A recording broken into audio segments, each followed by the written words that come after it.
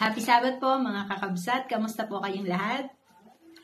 Tayo po ngayon ay nasa extended enhanced community quarantine period.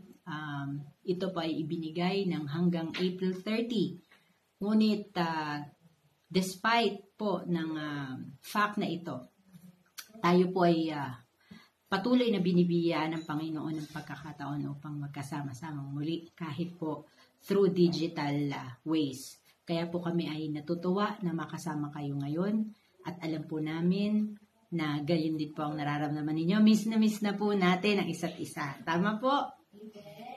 Yun, maraming salamat po ulit. Ngayong araw na ito, ang espesyal na araw ng Sabado, ika-11 ng Abril, ang mga gaganap po para sa ating divine hour of worship ay ang mga sumusunod. Meron po tayong mga inspiration at hymn of praises na maririnig sa pamamagitan po ng videos. Maaari nyo po itong sabayan habang ito ay nagpa-flash sa inyong screen. At kasunod po niyan, ang opening prayer na ibibigay po sa atin ng ating district pastor, si Pastor Wilkinson Ayangdo. Susundan po ito ng stewardship reading at stewardship prayer na ipagkakaloob sa atin ng ating kabataan, si Brother Chris Kawi. Susundan po ito ng isa pa uling video para po sa ating hymn of consecration. Si Brother Jumar Kalim naman ang susunod na magbibigay ng ating scripture reading. Susundan po iyan ng ating pastoral prayer na ipagkakaloob po sa atin ni Brother Abraham Reliera. May sermonette po tayo ngayong umagang ito. Ito po ay ipagkakaloob sa atin ni Brother Ariel Glenn Reliera. Kaya po para sa mga bata, abangan niyo po yung sermonette ni Uncle Ariel. Susundan po ito ng isang makalangit na awitin na ipagkakaloob po sa atin ng ating mga kabataan na sina John Kenley and Jenson Joash Ayangdo. At ito po ay susundan na ng isang mensahe mula sa langit na ipagkakaloob po sa atin ni Pastor Wilkinson Ayangdo. Ang appeal song po ay ipagkakaloob sa atin ng ating napakagandang kapatid, si Sister Hannah Patricia Igloso. At iyan po ay susundan naman ng closing prayer na ipagkakaloob po ni Pastor Ayangdo sa atin. Mga kapatid, i-ready po natin ang mga puso at isipan po natin upang sa magandang araw ng Sabat na ito ay maging katanggap-tanggap at kapuri-puri po ang ating gagawing pagsamba sa ating po nag-iisang Panginoon. Muli, happy Sabat po sa inyong lahat at magandang umaga po sa inyo.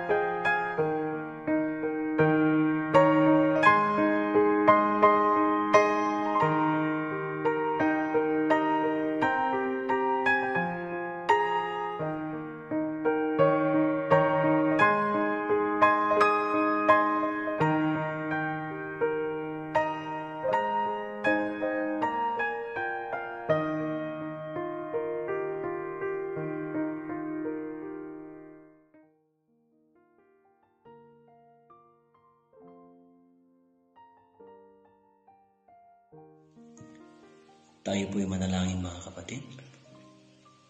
Mapagpala at maawaing Diyos, muli hinihiling namin ang inyong patnubay at pakikisama sa amin. Naway bigyan niyo po kami ng sapat na kaalaman para po maunawaan namin ang inyong banal na salita. At ito'y magbibigay lakas sa aming pong pananampalataya sa inyo. Ang banal na Espiritu nawa ang siyang kikilos sa aming kalagitnaan. Ito po ang aming samot dalangin sa pangalan ni Jesus. Amen.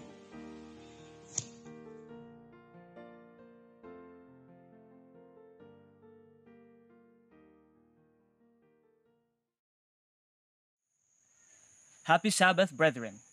Our stewardship reading today is entitled Marilyn's Vision. Christian Record Services for the Blind celebrated its 120th anniversary 2 years ago. It started in 1898 when Austin Wilson, a young man of 26 who was blind, approached the General Conference with his idea to produce the Christian Record Braille magazine.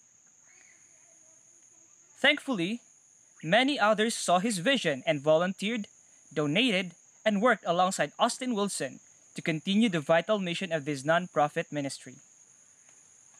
The U.S. National Institute of Health projects that there will be around 4 million individuals with blindness by 2050. And Lancet Global Health predicts cases will rise to 115 million worldwide. Those large numbers are hard to grasp.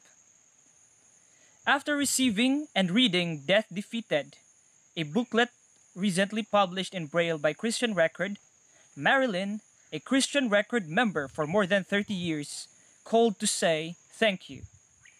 With a tearful voice, she explained how much the book meant to her as she was dealing with the recent loss of her husband. Today's special offering will support Christian Records ministry to people with blindness. In a sense, you are keeping Austin Wilson's vision alive. You are sharing the gospel of Christ to people, like Marilyn, who need his words of comfort and hope translated into the Braille, large print, or audio. Shall we all pray? Our most kind, gracious, and loving Heavenly Father, we praise you and we thank you for these Christian Record Ministries.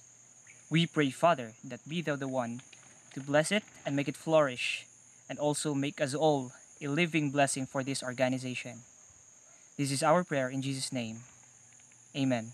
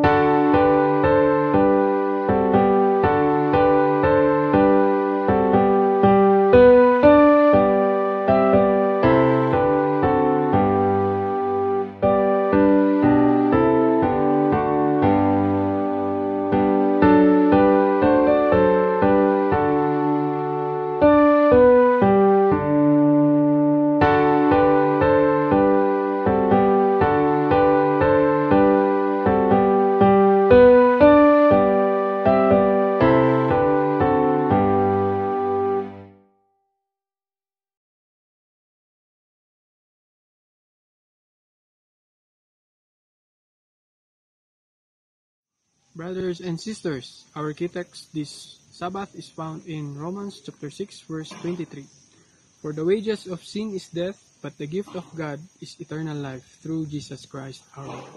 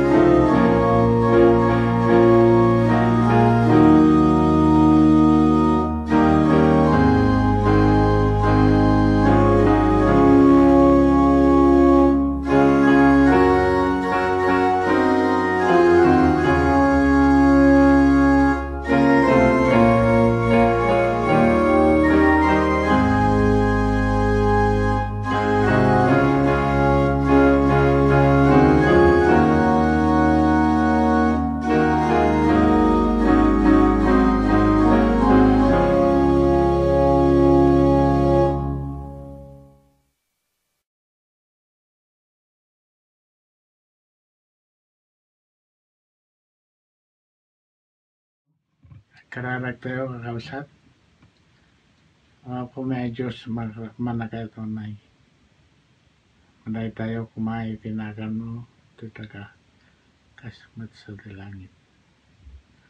Tawatin mo man king kaapo nga na nasi papakumbaba. Ay kan na kami iti talna ken sirib tapno kasta apo ti mga kadmi tatanga nga insahi ngay so iti kayat mo ngay padaron kada kami babaan kadi pastor yan to kat maawatan mi ken mi aplikar mi iti inaldaw panagbiag mi apo mi a Diyos kam kuma iti sirib nagiti anak mo kastamat apo ken ni pastor Ayando ngayon baon mo kas may sa nga inusal mo tinabayag timpo kasmut ita kan na kami iti kam apo iti sirib ken saririt iti pigsa iti anak mo kita apo giyaman kami apo iti hinted mo nga aldaw ken gundaway tapno kasta makapag titipon kami iti datoy aldaw mo na santuan ket may ipay nga nga bendisyon kada kami amin apo yaman kami apo ket pakawanam na kita nyaman nga nagkurangan ken basbasol mi kastamat apo dawatan makin ka kasi papakumbaba ti nasantuan ng espiritu tagtaang iti puso ken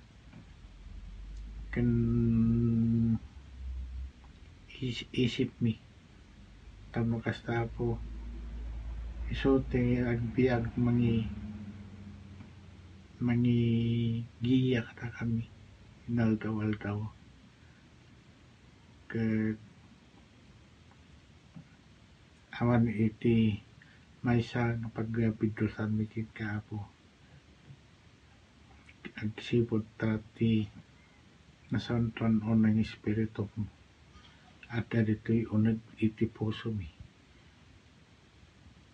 linisan mo't apo ti puso mi tapno kasta makayayo iti nasantuan ng espiritu mga makipagtaan iti unag ti puso mi Kadato'y apo, tidawatan mi. Kat pakawanam apo, tinyaman nga nagkurangan, kan mas pasol mi. Nagito'y tidawatan mi, tinakan na po may Isus. Amen.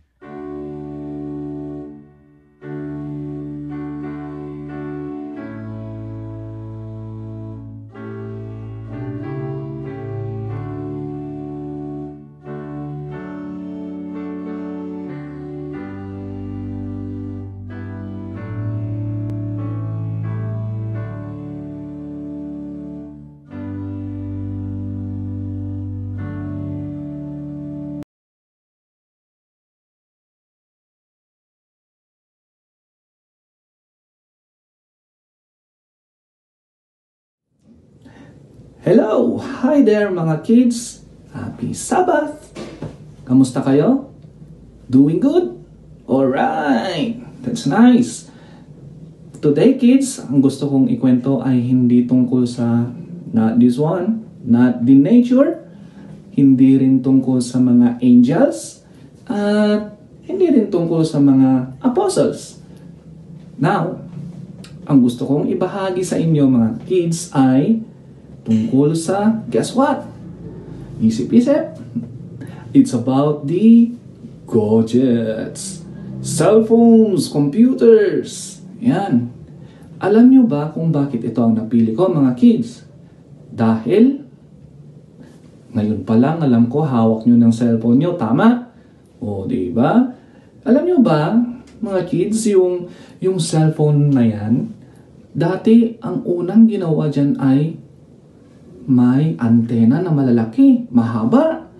Dala-dala yan ng mga tao noon para pumunta sa field and then they will call. Anong sumunod dyan? Sumunod dyan na yung may keypads gaya nito. And in a few years, after years, ang sumunod dyan ay touchscreen gaya ng iPhone na ito. Diba? And what else about the gadgets? Yung computer, alam nyo ba yung computer mga kids? Nagmula yan sa abacus, katulad nito. Then, yung Mark IV, malaking computer. And then, anong sumunod? Desktop, kaya neto. Oh. And then, what's next? Ngayon, laptop na, paliit na siya ng paliit, kaya neto. O, diba kids? Anong napansin nyo? Sa cellphone at sa computer. Anong napansin nyo doon? From the abacus computer to the laptop computer? And what else? The cell phone that has an antenna unto the touchscreen. Anong napansin nyo?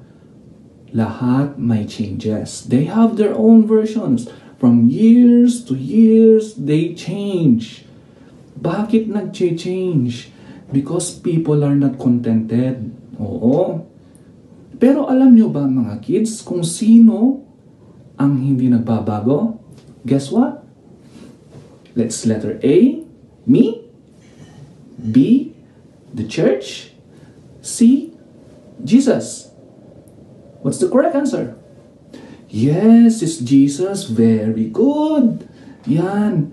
Alam nyo kids, Jesus never ever change. He remained faithful. Gaya ng batang ito, katulad nyo, sabi niya, Jesus Christ is the same yesterday and today, ever. Oh, di ba mga kids? Buti pa yung bata, alam niya. So, lahat tayo din dapat alam natin that God never changed. Jesus never changed ever. Oh, di ba? Now, our key text is found in 2 Timothy 2 verse 13. Says, even if we are faithless, He remains faithful. So, let us remember that God never changed. He remains faithful kahit na tayo ay faithless. Ayan mga kids, alam na natin yung mga changes of our cell phones and our computer. But there is nothing comparable that who never changed, and that was Jesus. So let us remember, mga kids, that God never changes. Ever, ever. Yan. So, let us now listen for a while to the sermon of our dearest pastor who will give the message for the Sabbath, Pastor Ayangdo. Okay? Sit back lang kayo dyan mga kids ha. Don't go away and listen to our Sabbath message. Thank you mga kids.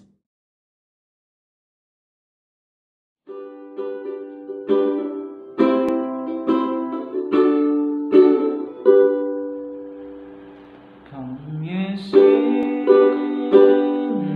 lost and lonely, Jesus' blood can make you free. For He saved the worst among you, when He saved a wretch like me. And I know, yes I know, Jesus' blood can make the vilest sinner clean. And I know, yes I know, Jesus' blood can make the vilest sinner clean. To the faith give it power, through the mountains make a way, finding water in the desert, turns the night to golden day. And I know, yes I know, Jesus' blood can make the vilest sinner clean. And I know, yes I know, Jesus' blood can make the vilest sinner clean. In temptation is holds the power of hell at bay, guides you to the path of safety, gives you grace for every day. And I know, yes I know, Jesus' blood can make the vilest sinner clean. And I know, yes I know, Jesus' blood can make the vilest sinner clean. Jesus' blood can make the vilest sinner clean. Jesus' blood can make the vilest sinner clean.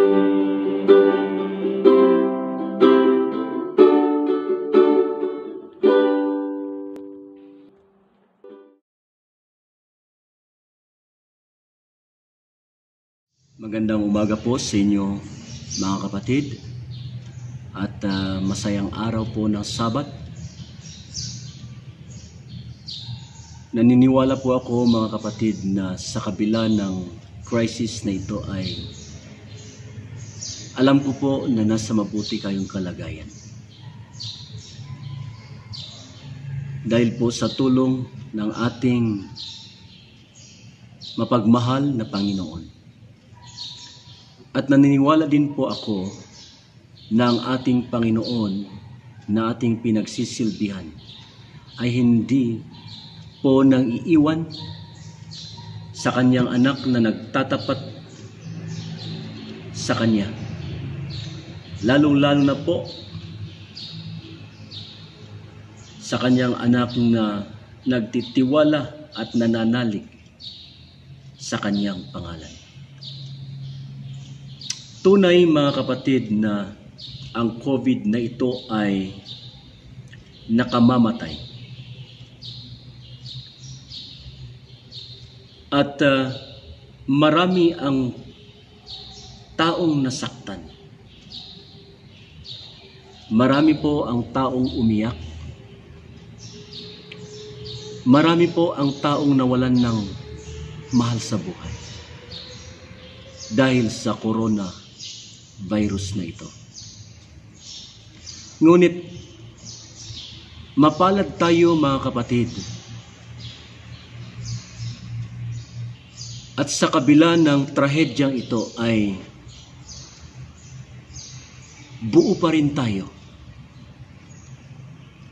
Buo pa rin ang ating pamilya.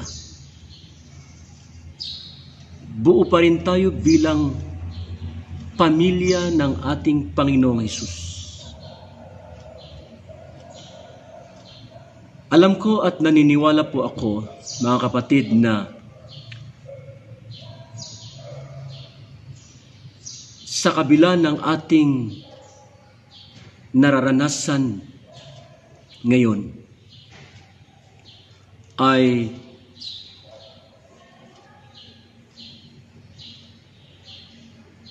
isa itong paalala sa atin, isang paghahanda para sa mas matinding trahedya o para sa mas matinding coronavirus na darating sa ating buhay. At alam niyo po ba mga kapatid na sa panahon na ito ay marami pong taong hindi lang matatakot na mamatay, kundi marami pong mga tao na susuko sa kanilang pananampalataya. At marami pong taong bibigay dahil sa takot. Kaya nga po mga kapatid na pasalamat tayo. Sinasabi ko ito dahil tulad nga ng sabi ko kanina, ang Panginoon ay inihahanda tayo sa mas matinding coronavirus na sa panahon na darating ay makukompromiso ang ating pananampalataya. Dito masusubok kung gaano tayo katatag. Dito masusubok kung gaano tayo katibay sa ating pananampalataya kay Jesus. Alam ko mga kapatid na halos isang buwan. At ito pa, na-extend ang quarantine natin dito sa Metro Baguio. Na-extend ito hanggang sa katapusan. At sigurado mga kapatid na mas marami pang mga tao ang magugutom. Sigurado mga kapatid na mas marami pang taong matatakot. Dahilan sa corona virus na ito. Pero mga kapatid, magtiwala lang tayo sa Panginoon. Sapagkat ang Panginoon na ating pinagsisilbihan ay tapat sa kanyang mga anak. Ang Panginoon na ating pinagsisilbihan ay handang tumulong, andyan lagi para sa atin. Kaya nga po, huwag tayong manlupaypay. Palakasin natin ang ating kalooban. Huwag tayong masyadong mag-alala dahil ang Panginoon ay laging andyan para sa atin. Sa banal na kasulatan ay masusumpungan din natin ang tulad ng virus na kinaharap natin ngayon.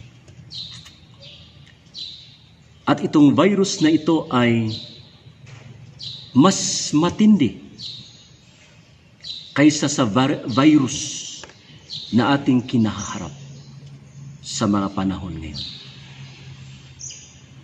Ang virus na ito ay marami ding pinatay.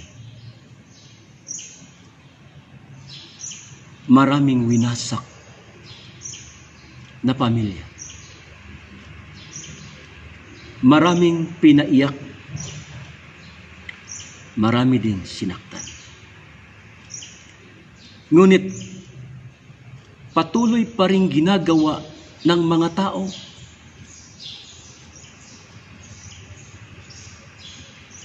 tulad ng virus na ating kinaharap ay patuloy pa rin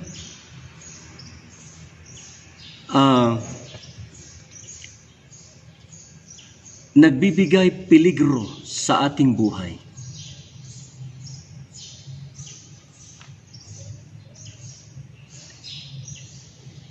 Sa binasa ng ating kapatid na matatagpuan sa Roma chapter 6 verse 23. Dito po natin makikita o mababasa kung anong klaseng virus na ito. Virus na mas delikado sa ating buhay. Virus na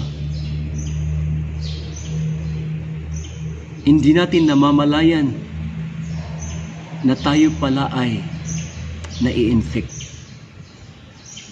Hindi natin namamalayan na tayo pala ay unti-unti nang pinapatay. Aking pong babasahin sa Roma chapter 6 verse 23. Ang sabi po dito mga kapatid, babasahin ko po. Sapagkat ang kabayaran ng kasalanan ay kamatayan, datapwat ang kaloob na walang bayad ng Diyos ay buhay na walang hanggan kay Kristo Jesus na Panginoon natin. Ang sabi po, sapagkat ang kabayaran ng kasalanan ay kamatayan. Ang kasalanan, mga kapatid, ay nakamamatay. Ang coronavirus ay nakamamatay. Pero tandaan niyo mga kapatid, ang coronavirus na ito ay may gamot. Ang coronavirus din na sinasabi ng banal na kasulatan ay may kagamutan.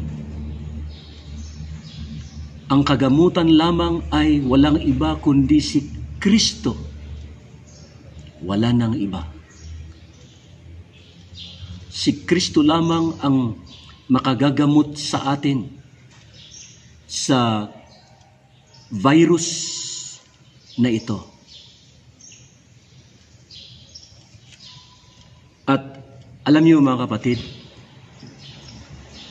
may mga tatlong bagay na simpleng bagay na gagawin natin para makaiwas sa virus na ito. Para makaligtas tayo sa virus na ito. Kung may mga bagay, kung may mga tips na binibigay ng gobyerno para makaiwas tayo sa coronavirus na kinaharap natin ngayon, meron ding mga bagay na gagawin natin para makaiwas sa virus na sinasabi ng banal na kasulatan. Una,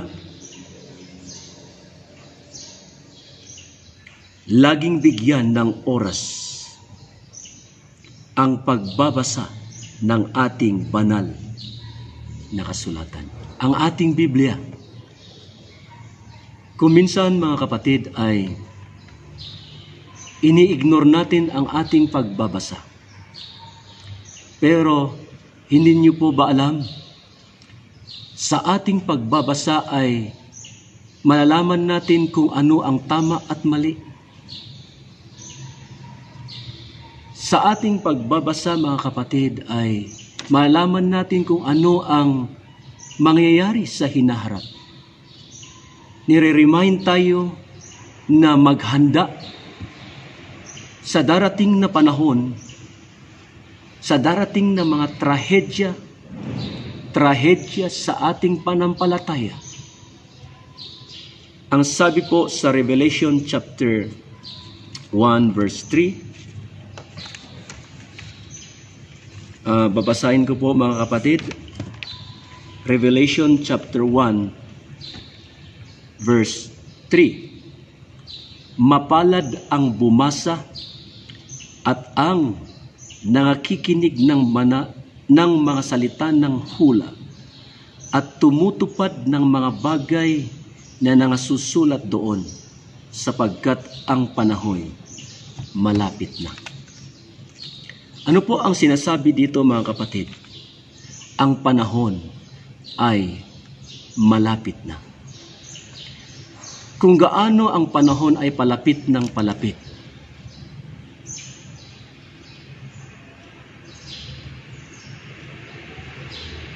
ganon din ang trahedya, mga matitinding trahedya darating din sa ating buhay. At kung wala tayong kaalaman, kung hindi natin binasa ang ating Biblia, papaano tayo makapagtitindig? Papaano tayo titindig sa ating pananampalataya sa mga pagsubok na darating sa ating buhay?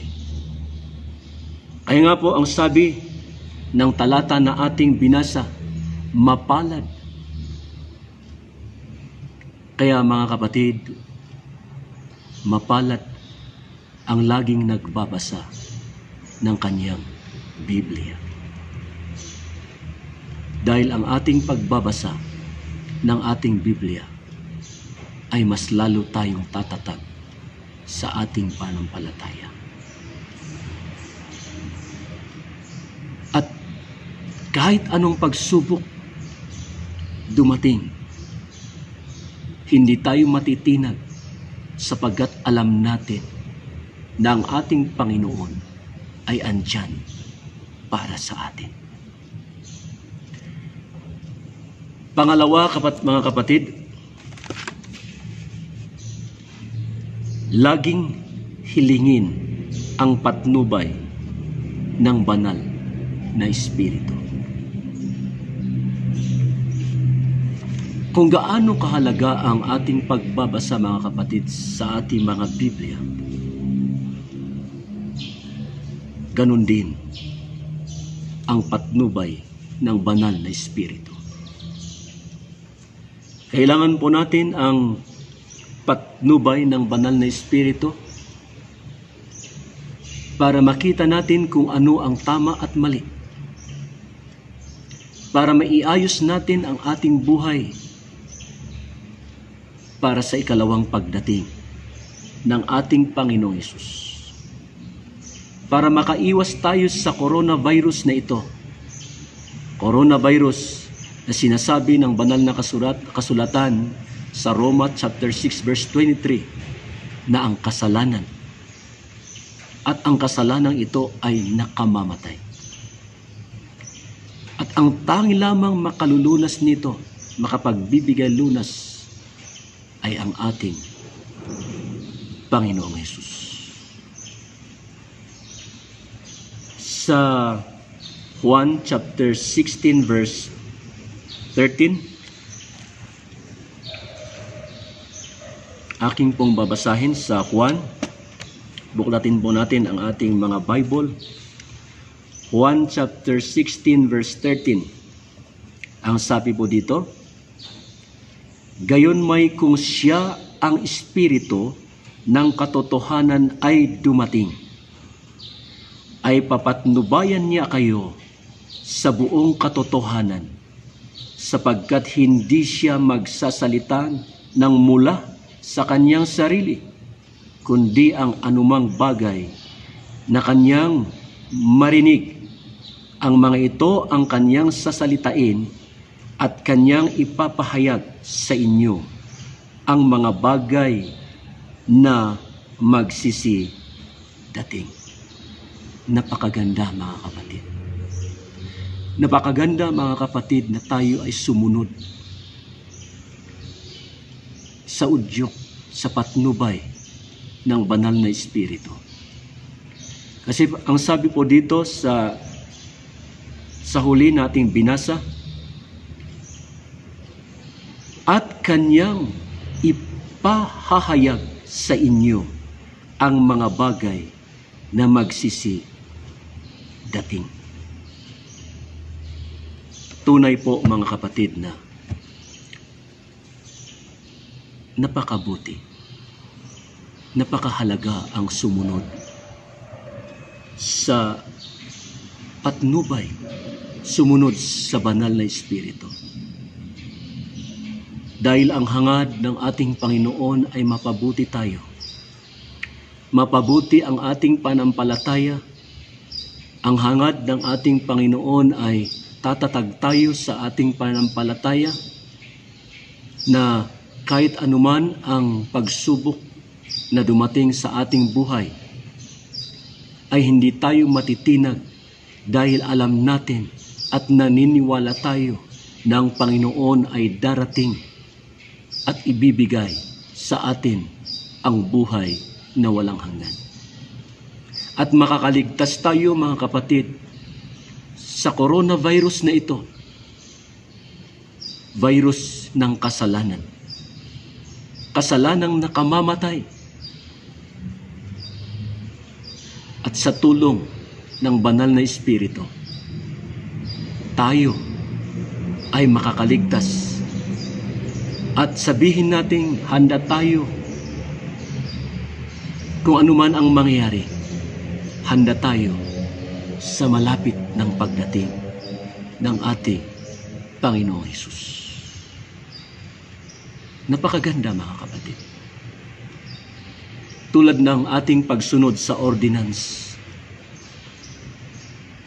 ng city o sa mga barangay kung saan tayo nabibilang. Tulad ng ating pagsunod sa ordinance na pag tayo lumabas ay magsusuot tayo ng mga maskara, mga mask, para makaiwas tayo sa virus na ito o sa COVID-19 na ito. Maraming mga tips na sinasabi ng mga tao sa gobyerno para tayo makaiwas. Pero mas lalo sana mga kapatid na gawin natin ang palatuntunan ng banal na Biblia, dahil ang coronavirus na ito ay matindi. Dahil ang coronavirus na ito ay talagang nakamamatay.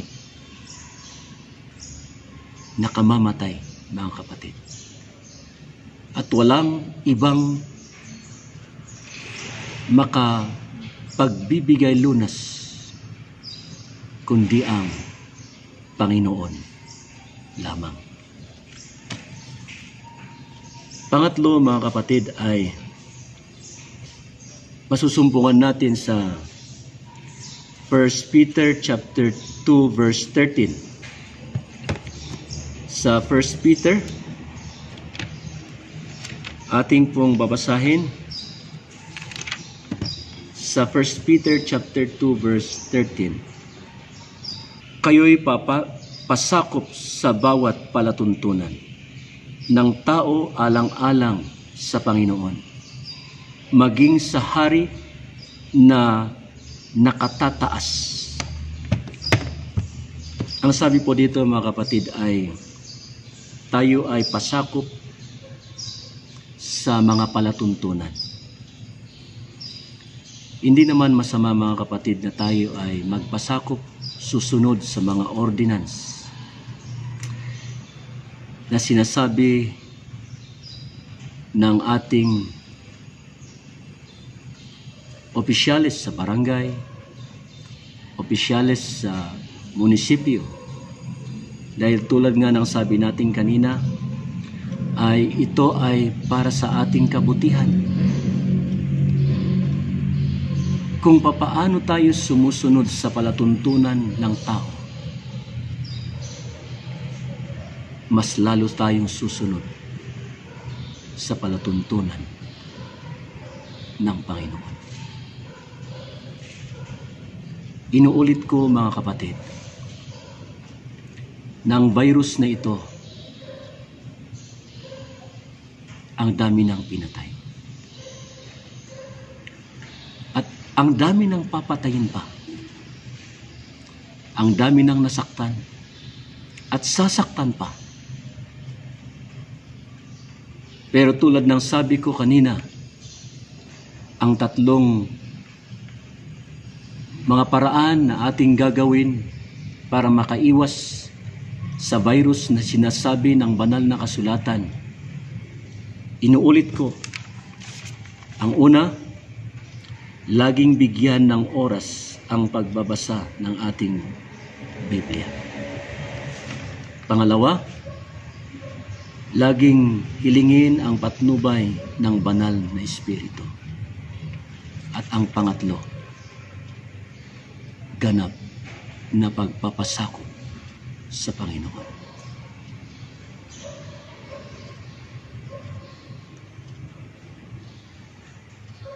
Ang pagpapasakop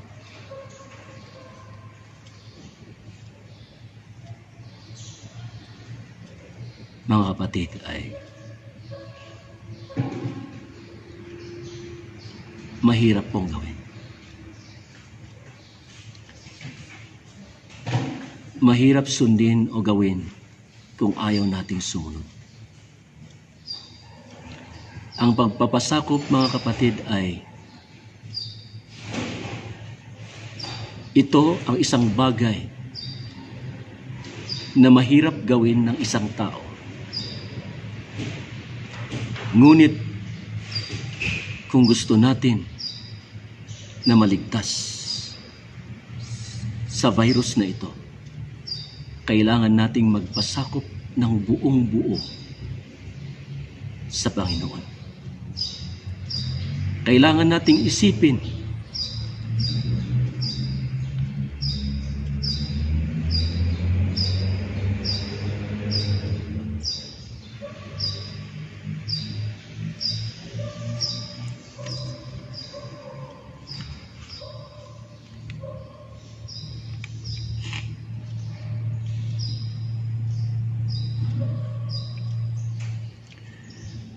ang mga bagay na makalangit. Mahirap manindigan sa katotohanan kung kulang po ang ating kaalaman.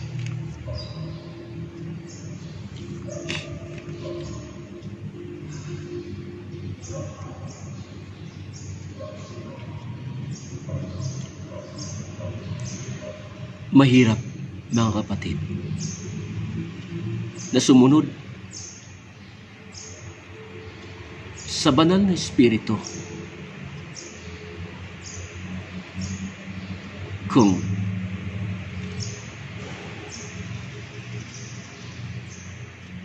hindi natin papasukin sa ating puso.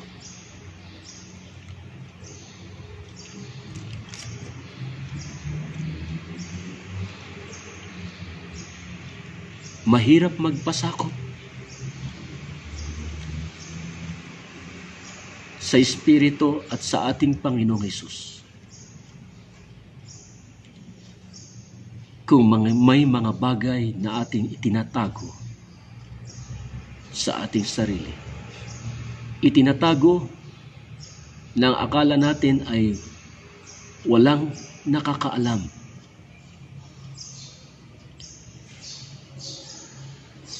ang Panginoon alam ang lahat nating ginagawa. Ang Panginoon alam kung ano ang nasa ating mga puso at isipan. Ito lamang po ang tatlong bagay, mga simpleng bagay upang makaiwas tayo sa virus na ito. Virus ng kasalanan. Kasalanan na nakamamatay. Kasalanan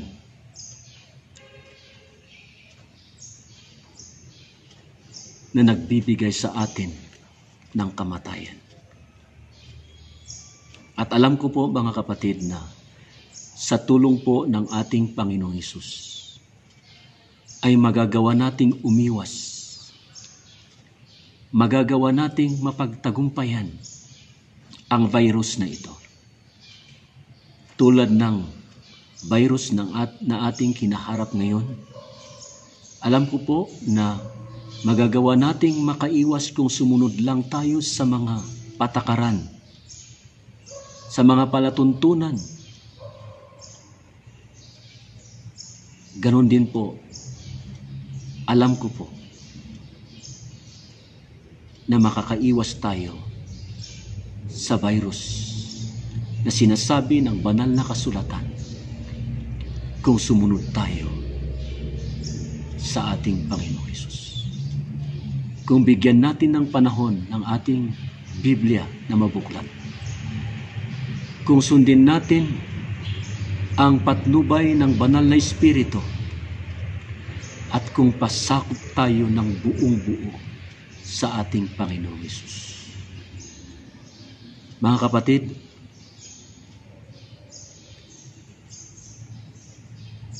naniniwala ako na pagdarating ang panahon na sadyang mahirap, panahon na dito nasusubok ang ating panampalataya. Naniniwala po ako na tayo matatag, na tayo hindi susuko sapagkat punong-puno tayo ng kaalaman, punong-puno tayo ng Espiritu Santo, at ang Panginoon ang siyang kasama natin. Kasama natin na mapanagumpayan ang mga pagsubok sa ating buhay. Sana po mga kapatid, ito ay magbibigay ng kalakasan sa ating panampalataya sa panahon ngayon at sa panahon na darating pa. Maraming salamat at magandang umaga at masayang araw ng Sabat sa inyong lahat.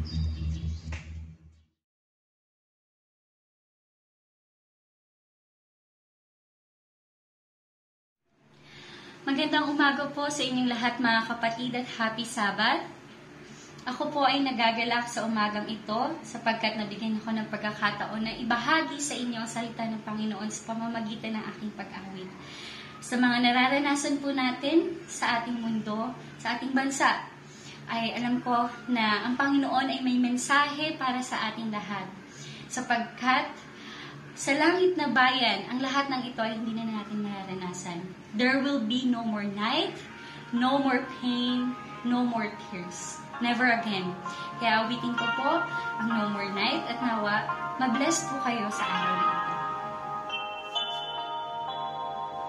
The timeless sea, earth and heaven will pass away.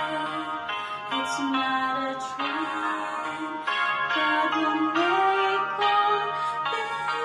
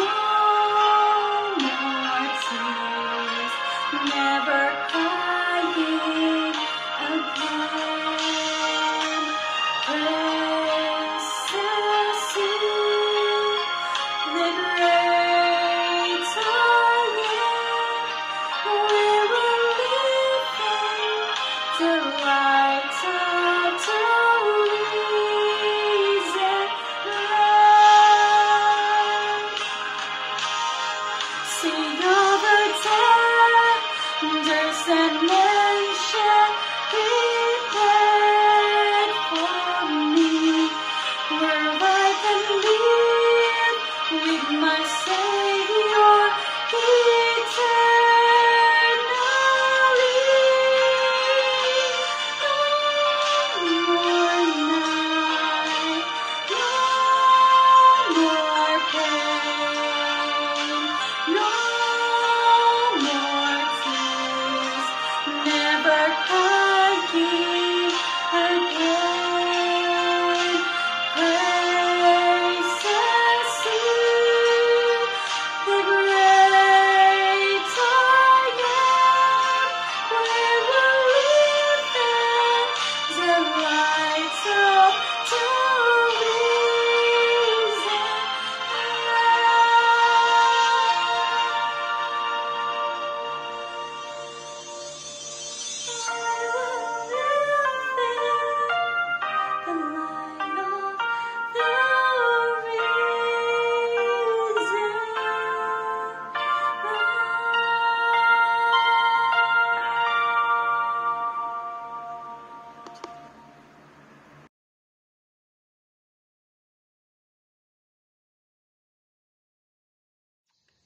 Tayo po'y manalangin mga kapatid.